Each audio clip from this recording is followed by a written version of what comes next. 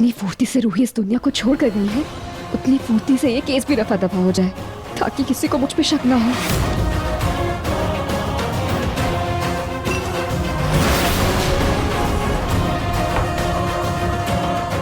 रूही को तुमने मारा है ना?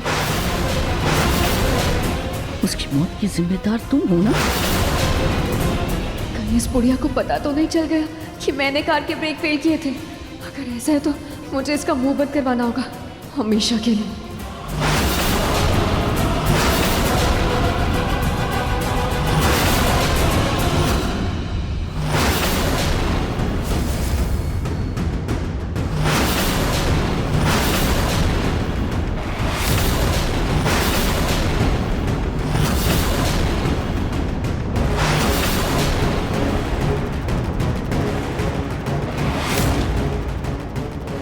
दादी, आप कहना क्या चाहती हैं? देखो, मुझसे ना ये छुपन छुपाई का खेल मत खेलो, क्योंकि मैंने उस दिन तुम्हें घर से बाहर तेजी से भागते हुए देख लिया था।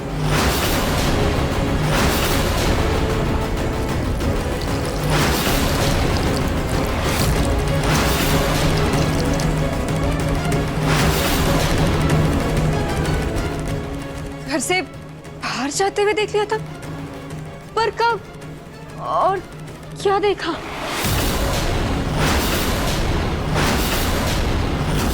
ज्यादा कुछ नहीं, तुम परेशान लग रही थी और तेजी से भागते हुए बाहर निकल गई। रोली, एक बात बताओ, तुम इतनी हड़बड़ाहट में कहाँ गई थी? अरे दादी, वो तो मुझे कार की आवाज आ गई थी, इसलिए मैं घर से बाहर गई थी। और जब तक मैं बाहर गई तब तक रूही दीदी जा चुकी थी। और भला मैं अपनी बहन को क्यों मारूंगी? मुझे मारना ही होता तो उस जूही को मारती ना, वही तो मेरी सौतन है। हाँ, ये भी सही है। रूही को मार के भला तुम्हें क्या मिलेगा? वो तो वैसे ही पागल है। हाँ, वही तो ना दादी। पर मेरी समझ में ये नहीं आ रहा है, ये एक्सीडेंट हुआ कैसे? रूही तो चली गई, तब मेरे पोते की जिंदगी बर्बाद हो गई।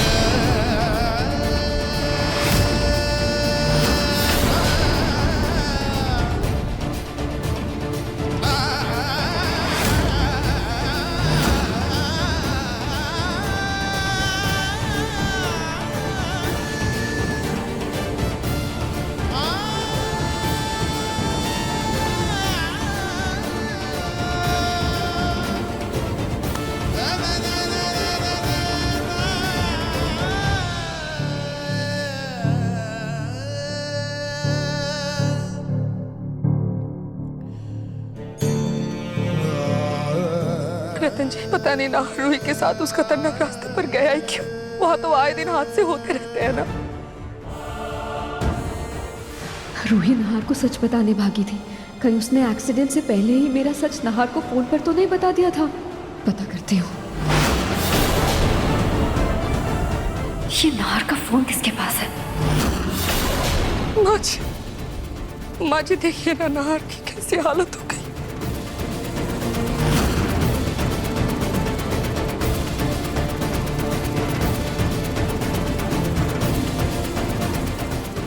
पापा जी, आपके पास नहार जीजू का फोन है क्या?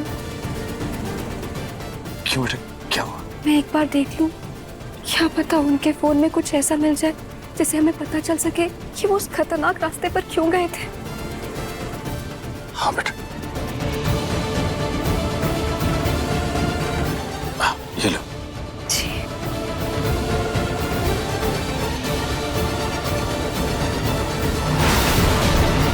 मुझे आपसे मिलकर जरूरी बात करनी है।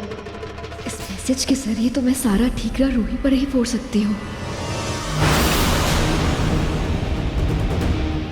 पापा जी, मम्मी जी, ये देखिए, नहार जीजू अपनी मर्जी से उस रास्ते पर नहीं गए थे। रूही दीदी ने उन्हें मैसेज करके वहां बुलाया था। इसीलिए नाहर जीजू उनसे मिलने गए थे।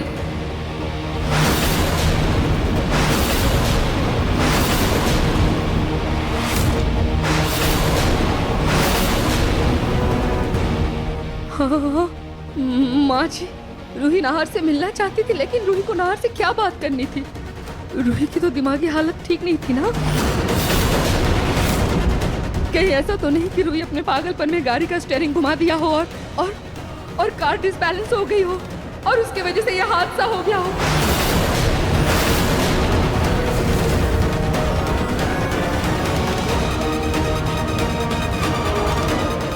नहीं मम्मी जी, ये हादसा रूही की वजह से नहीं हो सकता, क्योंकि रूही की तबीयत ठीक हो चुकी थी।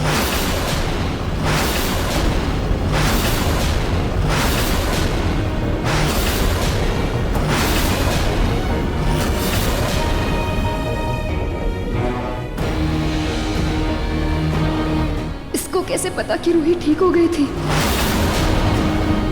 जूही बेटा, तू ये क्या बोल रही है? रूही की तबीयत वाकई ठीक हो गई थी? हाँ पापा जी, एक्सीडेंट से पहले नाहर जीजू से मेरी फोन पर बात हुई थी। उन्होंने मुझे बताया था कि रूही बिल्कुल ठीक हो गई।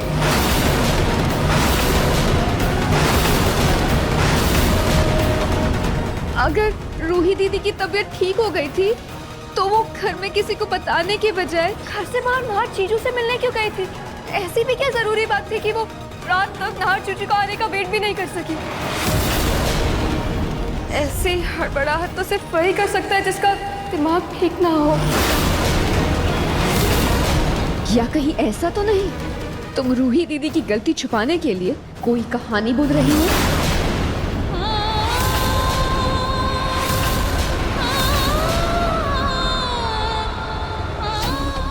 जीजू, जीजू आप बताइए ना सबको। बोलिए ना, ये हादसा रूही की वजह से नहीं हुआ है। हमारी रूही बिल्कुल ठीक हो गई थी। हम बोलिए ना जीजू, जीजू बोलिए ना, कुछ तो बोलिए जीजू।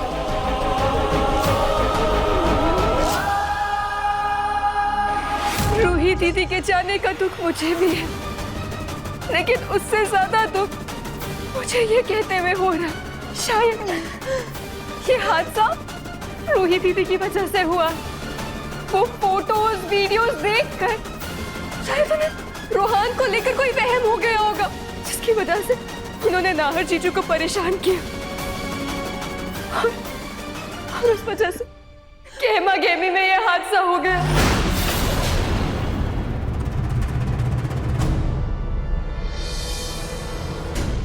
अपनी मनगढ़ंत कहानियां बनाना बंद करो रोली। यहाँ मेरी बहन की शौक सभा चल रही है, उसको आखिरी वक्त किसी ने देखा तक नहीं। जीजू सच में मैं और तुम कुछ भी बोले जा रही हो।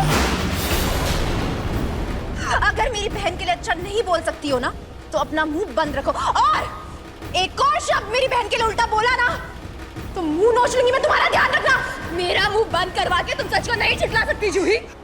रूही दीदी मेरी सगी बहन थी, उनके जाने का दुख मुझसे ज्यादा किसी को नहीं हुआ होगा, और हम सच को तो नहीं नकार सकते ना।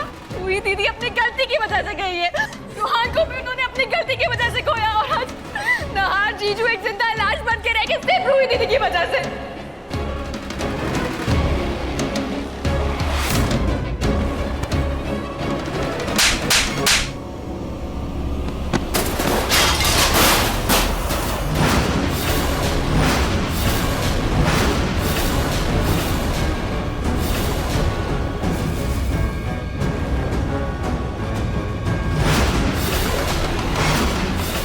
देखिए मन सुंदर के लेटेस्ट एपिसोड्स कभी भी कहीं भी। अभी सब्सक्राइब करें दंगल प्ले ऐप।